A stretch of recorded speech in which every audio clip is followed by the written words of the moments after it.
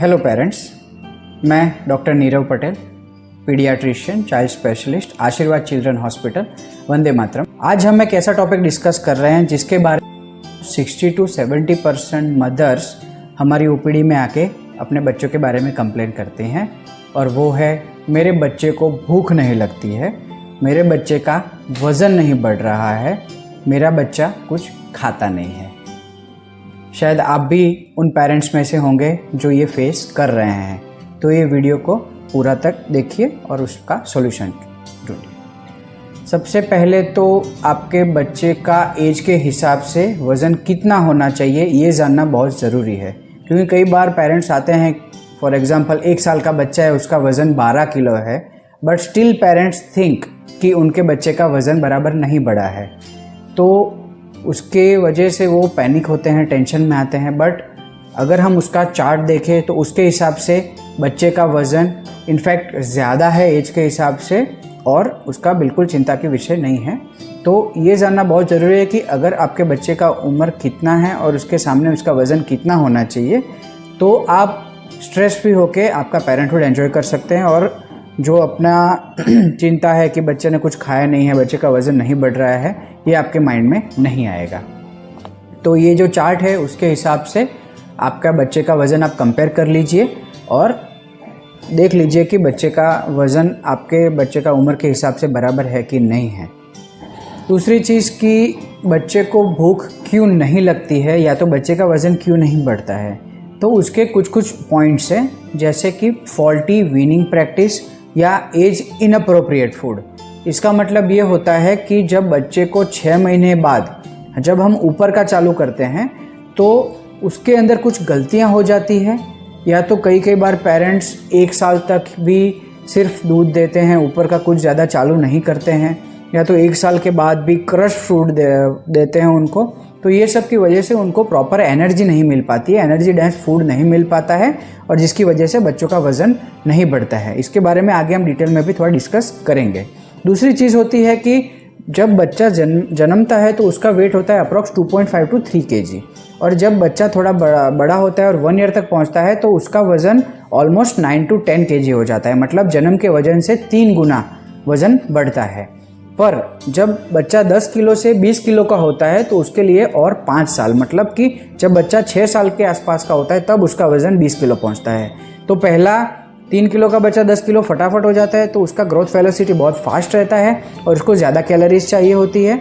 और जब बच्चा 1 साल से 6 साल तक पहुंचता है तो उसका जो कैलोरी रिक्वायरमेंट है कंपैरेटिवली कम कह सकते हैं, जो उसकी ग्रोथ वेलोसिटी है वो स्लो होती है, उसकी वजह से बच्चे को थोड़ा कम भूख लग सकता है।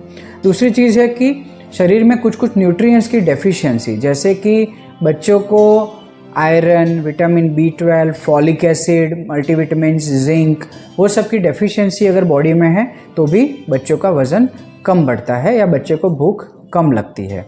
सेकेंड इज़ बच्चे को खेलने में बहुत ज़्यादा इंटरेस्ट रहता है, तो जो बच्चे का स्वभाव रहता है कि बच्चे को ज़्यादा खेलना है और खाना कम खाना है। जब भी हम खाने को देने को जाएंगे तो बच्चा बोलेगा कि नहीं मेरे को खेलना है। तो ये बहुत कॉमनली पाया गया है। अगर आपका बच्चे का वज़न बराबर बढ़ रहा है तो इसकी चिंता मत कीजिए। अब हम आएंगे इनके सॉल्यूशन पे, और आपके बच्चे को खाना कैसे खिलाना सिखाएं। बच्चा कैसे खाना जल्दी सीखेगा या बच्चे का वज़न कैसे आप बढ़ा पाओगे, तो उसके लिए इम्पोर्टेंट है कुछ पॉइंट्स जानना। जैसे कि जब बच्चे छोटे रहते हैं तो उनको बड़ों का कॉपी करना या तो बड़ा होना ज़्यादा अच्छा लगता है कि मैं बड़ा हूँ, मेरे को सब रिस्पेक्ट करें। तो इसका ही एक पार्ट है कि जब 1 साल का हो जाए बच्चा, उसके बाद जब उसको खाना खिलाए तो उसको जब बड़े खाना बैठते हैं उसके साथ ही बिठा दीजिए, बड़ों की तरह ही उसको प्लेट दे दीजिए और उसमें उसको अपना खाना सर्व कर दीजिए और उसको अपने आप खाने दीजिए।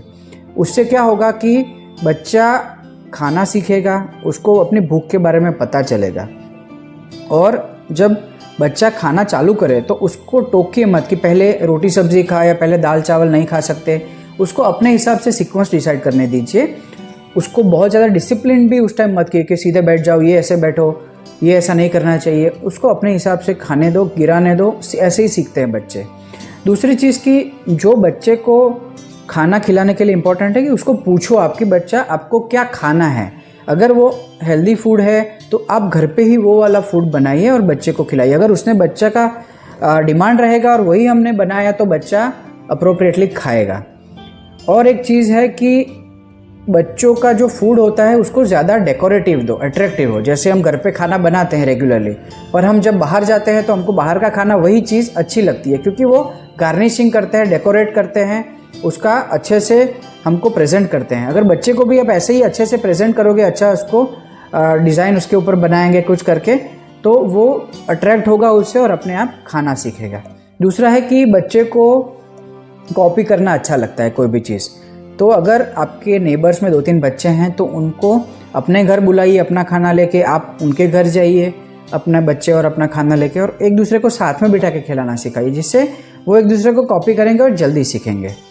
और जब भी बच्चा अच्छे से खाना कंप्लीट करे तो उसको मोटिवेट कीजिए, उसको बोलिए कि वेरी गुड, आपने अच्छे से खाना खाया, उसको स्टार दीजिए, ऐसा कुछ, मतलब उनको अच्छा अप्रिशिएट कीजिए कि वो अगली बार और अच्छा करे उसको। और कभी भी उसका जो प्रॉब्लम है कि बच्चा नहीं खाता है, वज़न नहीं बढ़ता है, उसको आपके फ्रेंड्स या नेबर्स में डिस्कस मत कीजिए उसके सामने, नहीं तो उसको इन्फीरियरिटी कॉम्प्लेक्स होता है, उसको अंदर से अच्छा नहीं लगता है, नेगेटिविटी क्रिएट होती है और उसके बाद वो बच्चा ज़्यादा रिजिड हो जाता है खाने के बारे में। तो ये आप बिल्कुल अवॉइड कीजिए। अभी बच्चे को क्या नहीं खिलाना चाहिए कि जिसकी वजह से बच्चे को खाना में प्रॉब्लम आ सकती है, जैसे कि अगर बच्चे को आइसक्रीम, चॉकलेट्स, कोल्ड ड्रिंक्स वो ज़्यादा देते हैं जिसके अंदर शुगर का लेवल बहुत ज़्यादा रहता है, जिसकी वजह से बच्चों की भूख मर जाती है और बच्चा खाना प्रेफर नहीं करता है। दूसरा, सेकंड कि बच्चे को जो पिज़्ज़ा है, बर्गर है, ब्रेड है, मैदे की और चीज़ें हैं जिसका गैस्ट्रिक एम्प्टिंग टाइम ज़्यादा रहता है, वो लंबे समय तक पेट में रहते हैं, जिसकी वजह से बच्चे को और खाने की इच्छा नहीं होती है, पेट भरा भरा फील होता है। तो ये सब चीज़ें अवॉइड कीजिए। एक और चीज़ है कि काफ़ी पेरेंट्स दूध के अंदर चाय या कॉफ़ी मिक्स करके बच्चे को देना चालू कर देते हैं, बट उससे बच्चे का जो न्यूट्रिशन है, जो आयरन एब्जॉर्प्शन होता है, कॉफ़ी में टैनिन और कैफीन कॉफ़ी में रहता है, उसकी वजह से उनका जो एब्जॉर्प्शन होता है आयरन का वो कम हो जाता है। तो आयरन डेफिशिएंसी, एनीमिया या फीका बॉडी में रहना, वो सब देखने को मिलता है। तो ये सब चीज़ें प्लीज़ अवॉइड कीजिए। अगर बच्चा थोड़ा सा बड़ा है और उसको अभी कोविड टाइम चल रहा है तो बच्चों को न्यूट्रिएंट्स, इम्यूनिटी, उसके बारे में बहुत पता चलने लगा है, तो उनको उनके साथ में बैठिए, उनको बताइए कि ये फूड में से ये विटामिन्स मिलता है, इसमें से ये न्यूट्रिएंट मिलता है और इसकी वजह से आपकी इम्यूनिटी बढ़ेगी। तो बच्चा अपने आप खुश हो कि अच्छा मेरे को इम्यूनिटी अच्छी चाहिए, तो वो अपने आप खाना सीखेगा, जो चीज़ पहले नहीं खाते थे, but because of this awareness वो बच्चा धीरे धीरे अपना खाना सीखेगा। अब लास्ट में हम ये डिस्कस करेंगे कि पेरेंट्स को ऐसी कौन सी चीज़ के बारे में अवेयर होना चाहिए कि ये चीज़ नॉर्मल नहीं है, मेरा बच्चा खाना नहीं खा रहा है, पर ये चीज़ डॉक्टर के पास जाके चेक करवानी ज़रूरी है। तो ये है कि जब बच्चा रेगुलरली खाता होता है और एकदम से ही खाना छोड़ दे, कुछ दिनों से खाना एकदम से छोड़ दे, तो आप अलर्ट हो जाओ कि कुछ गड़बड़ है, कोई इन्फेक्शन है जिसकी वजह से बच्चा नहीं खाना चाहता है, और इन्फेक्शन आप डॉक्टर के पास जाके रूल आउट कर लीजिए कि क्या गड़बड़ है। दूसरी चीज़ कि बच्चा अगर रात में रोना बार बार चालू करे, रात में लेटरिन की जगह पे बार बार इचिंग करता हो, तो वो वर्म का या जो बोलते हैं कृमि, उसका इन्फेक्शन हो सकता है। तो आप उसके लिए स्पेशल मेडिसिन रहती है, वो डॉक्टर से प्रिस्क्राइब करवा सकते हो। एक और चीज़ है कि अगर बच्चे का वज़न बढ़ना तो ठीक, वो कम होना चालू होता है, बच्चे को थोड़ा थोड़ा फीवर रहता है, तो ये ट्यूबरक्लोसिस या और अदर इन्फेक्शन का एक साइन रहता है। तो ये आप जल्दी से डॉक्टर को दिखा दीजिए कि कुछ इन्फेक्शन आगे जाके बहुत कॉम्प्लिकेट कर सकते हैं, इसीलिए इसका अर्ली ट्रीटमेंट होना ज़रूरी है। और आखिर में अगर बच्चा पहले बहुत अच्छे से दौड़ता खेलता होता है और अभी कुछ दिनों से बच्चा थोड़ा आलसी जैसा बिहेव करता है, जल्दी थक जाता है, ज़्यादा प्ले करने में, खेलने में इंटरेस्ट नहीं रहता है, तो ये विटामिन्स, मिनरल्स डेफिशिएंसी का एक साइन हो सकता है। तो ये चीज़ डॉक्टर के जहन में लाइए और तुरंत ही अपने डॉक्टर को दिखा दीजिए, इससे आगे जाके उसको लॉन्ग टर्म कॉम्प्लिकेशन ना हो, इसका ध्यान रखिए। तो ये सब है बच्चों के विकास के बारे में जो ज़रूरी चीज़ें हैं, उनका फूड के बारे में ज़रूरी चीज़ें हैं, वो हमने डिस्कस किया है। तो आप प्रॉपरली बच्चे को इस हिसाब से फॉलो कीजिए तो डेफिनेटली आपका बच्चा खाएगा। और इसकी शुरुआत करेंगे हम 6 महीने का जब बच्चा होता है, उसका वीनिंग फूड, मतलब कि ऊपर का कैसे देना है, किस हिसाब से देना है, उसके सीख के। Thank you.